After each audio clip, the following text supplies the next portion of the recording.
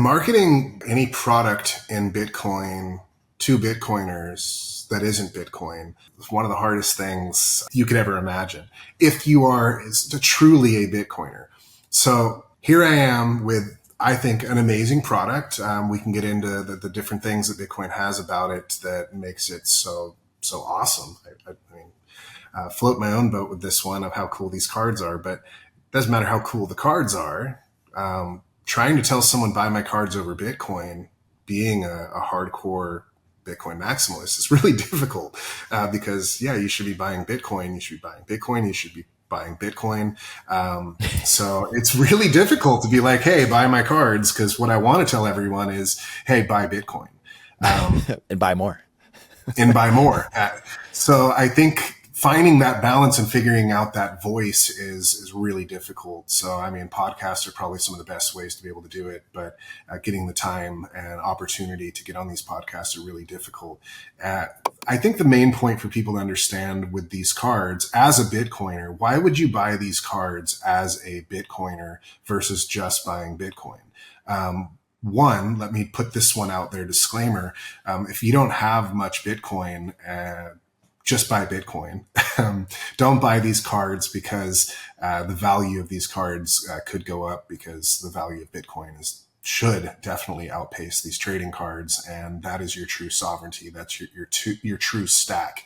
But at the same time, if you can afford to buy a couple packs, you're time stamping your moments in history right now. I mean, everything we're talking about is pretty flippin' based. And we're on this mission unlike any other mission since the beginning of time. This is like the biggest battle ever. And these trading cards, I mean, this is a non-violent battle. So these trading cards are a really cool way to collect your piece of history right now as you are in this battle.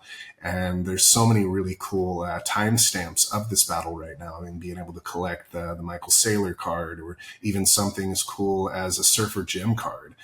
He may not be the biggest name in Bitcoin, but dude, Surfer Jim is badass. And if you were in Bitcoin early enough to get to meet Surfer Jim and know Surfer Jim, that's pretty flippin' sweet, in my opinion. So having that Surfer Jim card, even though maybe he doesn't become this big, huge, popular person, you're going to look back years later. Other people are going to look back and they're going to go, oh, Surfer Jim, I met him. I got to hang out with him. And these are some really cool moments, even for yourself. So you never sell the card. No problem. This is something to keep for your kids, to keep for your grandchildren, and be able to talk about the time you were in Bitcoin when everyone else was saying it's a joke, it's a Ponzi scheme. So I think there's so many different parts about these cards that make them really cool in that way. And I think another really cool one too that a lot of people maybe don't consider is when you buy Bitcoin, put it in cold storage and hodl that shit. But the fun kind of goes away after a while. That's why Stack Chain was so fun, and people were into that because they were finding a fun way to play with your Bitcoin. This is a fun way to play with your Bitcoin without having to take your Bitcoin out of cold storage. You still get to play with these Bitcoin elements and the white paper card and the halving cards and all these different really cool collectibles. So we've been in Bitcoin for a while, new to Bitcoin. You want to find ways to play with your Bitcoin and not just stack it, put it away, and be on potentially really toxic X or whatever social medias you're on. Our community has become like a family. It's amazing. And it's because they're having a lot of fun.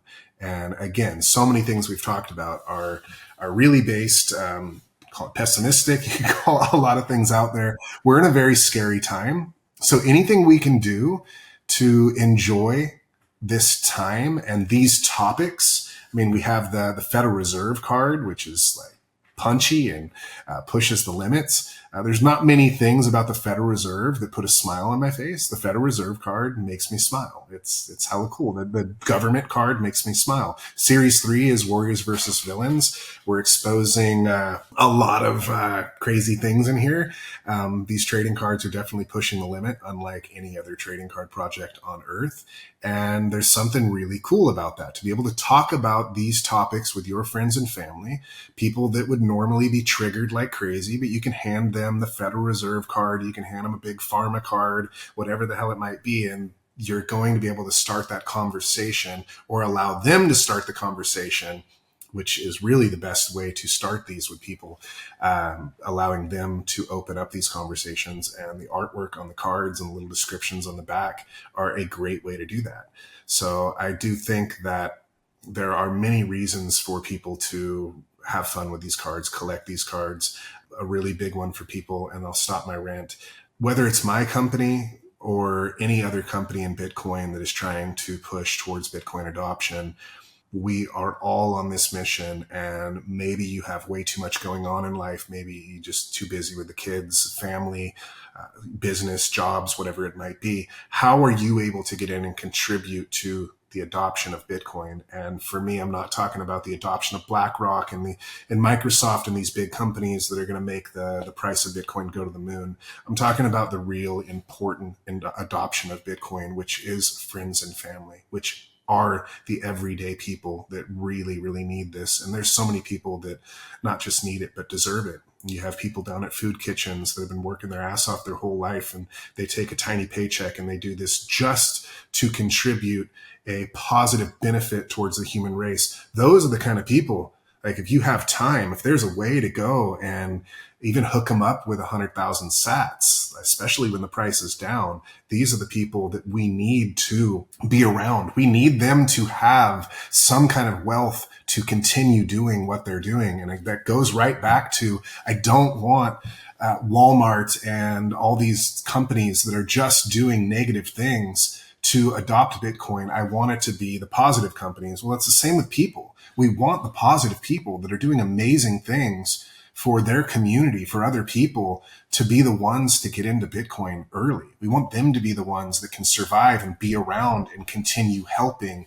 So your contribution could literally just be supporting one of these companies by buying their product that maybe is the company that ends up really helping to orange pill and get the adoption out to these people that we really need in this world more than anything else.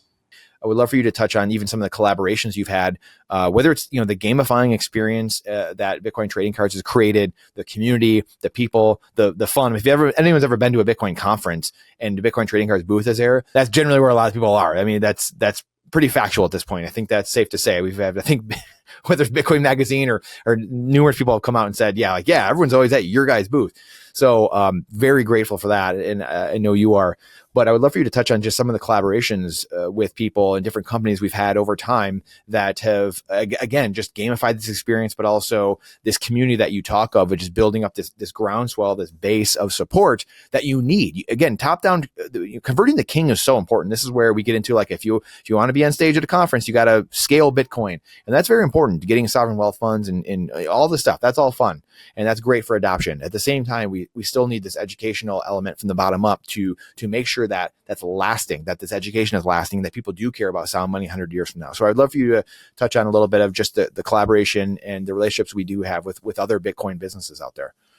Trading cards are one of the most popular currencies in the world, and they have been for at least 100 years, in the way that children, some of their first trades, some of their first sales and transactions they have made was on the playground using trading cards. So it really teaches that more than just about anything else out there, because most kids are not coming to school with dollar bills.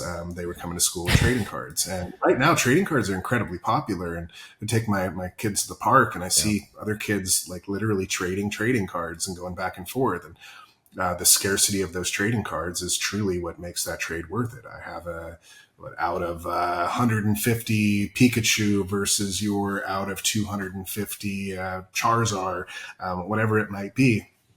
You have to balance those trades and make it worth it and figure out why this one could be worth more than that one. The scarcity is usually always the reason why, but what are the different elements that come into those cards? It's a really fun way for kids to learn how to transact. And all the way back to sports cards in the 50s and 60s, even later, earlier. This has been a huge thing for a long time. So bring that into today. and give that to adults. I think like the community aspect of this, where it's really been so fun. You really want to get into Bitcoin and enjoy yourself and stick around, meet other Bitcoiners. Well, how do I meet other Bitcoiners? There's Orange Pill app, which is great, but you're still trusting a random person on there. Maybe they paid for the app to be on there. And so there's a little bit of trust added because of that. But at the same time, this is financial advice. Never tell anyone how much Bitcoin you have. Be really careful to ever expose yourself in Bitcoin, whether it be to Bitcoiners or not. Keep yourself as private as you possibly can. So how do you make friends in Bitcoin and do that and be very, very safe? Um, Meetups are great. They get you started meeting people and starting conversations, and you can be very successful with that. I started a meetup here with some really good friends of mine, and that worked out really well. But the trading cards are one of the coolest ways to do it because have to get you eventually will get a transaction going through someone that you meet, another Bitcoiner. And there's no reason for me to give you Bitcoin and you to give me Bitcoin unless we're paying for a dinner back and forth or something like that. But with the trading cards, you're putting this added trust in there and there is some enjoyment and excitement about it. So transacting between each other with these trading cards, like you were saying, how do you get people to actually use the network? We've had more people in the trading card group come out and say, I've never used Lightning before, never needed to. All I ever did was stack Bitcoin and put it into cold storage. But this guy had a card and I really, really wanted it. And he said, pay me on Lightning. So I had to learn how to use the Lightning network in order to pay him. And for the first time, I made a Bitcoin transaction. So there's so many cool elements about the cards that bring these things out. And if you're on the fence with Bitcoin trading cards, I mean, it's even if you just buy a couple packs to make a few trades, to meet a few friends is great. It opens up DMs where you're chatting back and forth about the cards. There's been so many like amazing relationships created through these cards. If you come into our community and check out the conversations, like incredible communities, very like-minded people finding each other. And I think that's probably one of the coolest aspects of what these cards are able to do. So, I mean, there's my rant on that. Your other question. The relationships with just other companies, other Bitcoin companies that we've worked with so far.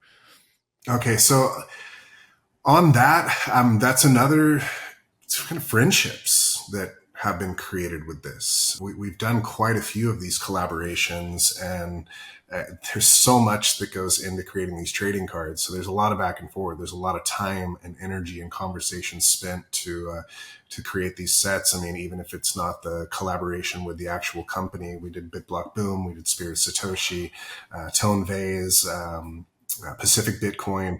These are more of like business relationships, and we meet a few people in that company we become really close with. But when it comes to putting the people in there, that's an even funner collaboration. We did the Halving Edition whale packs where we put 21 different Bitcoin artists in there.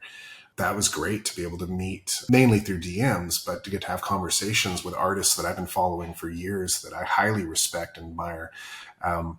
That is really one of the coolest parts for me is whether it's the people in the community that have become amazing friends, meeting you. The cards were the reason why me and you met, and we've become, in my opinion, lifelong friends. Like a brother, which I grew up with many, many people, and my friends group shrunk down massively over the years. Like I said, the cannabis industry, the way everything went, it just shrunk down, and I put all my focus into my family, and I had one or two close friends that I stuck with. And then getting into Bitcoin, I like you and Murphy. I've met Asanoa, some people that I never thought that I would have friends quite the way that I do with you guys. Like starting over and having brothers again, it's really amazing. Same with the companies. I think it's really important. I mean, it kind of just touches on so many things that I've said. We have to find these ways to work together and collaborate together and push. I mean, how many Bitcoin maximalists are there in the world that are on, I mean, it's all focused on the X, right? That's where most people are. That's maybe 1 million that are not, that are true Bitcoiners, maybe 1 million. So we don't, like, if there's over 7 billion people on Earth and there's only 1 million hardcore Bitcoin maximalists out there, we better work together. Why would we not want to be sharing our friends, sharing our customers, sharing our fans? That's not a whole lot of people.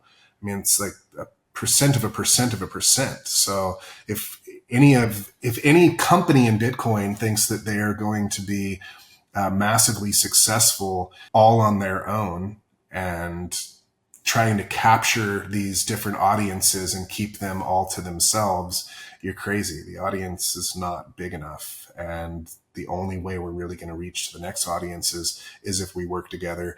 And a big reason for that is if new people come in and they see Bitcoiners battling against each other and cutting each other's throats in order to succeed, it's not something they're going to admire. It's not something that people are going to really want to get into. Oh, Bitcoin, I heard about it, I'm going to go check it out. They jump in and they see all the infighting and cancel culture and everything going on. Maybe this isn't for me. This is just more of the crap that I'm seeing all the time. So any collaboration we can do and afford to do and make it work, and at the very least, just open to the conversations, it's been great. And I think again, that's the Citadel. The Citadel is the people. It's not a physical place. It's the people around you. And you need to stack friends, Orange Pill app, stack friends like you're stacking sats. That's the ultimate goal, and that's the ultimate success. If you like that clip, then you definitely got to check out this next spicy clip. I think you're really going to like it. Come on, check it out. But if you want the full version, the full interview, check that out over here. Come on, do it. I'll see you in there.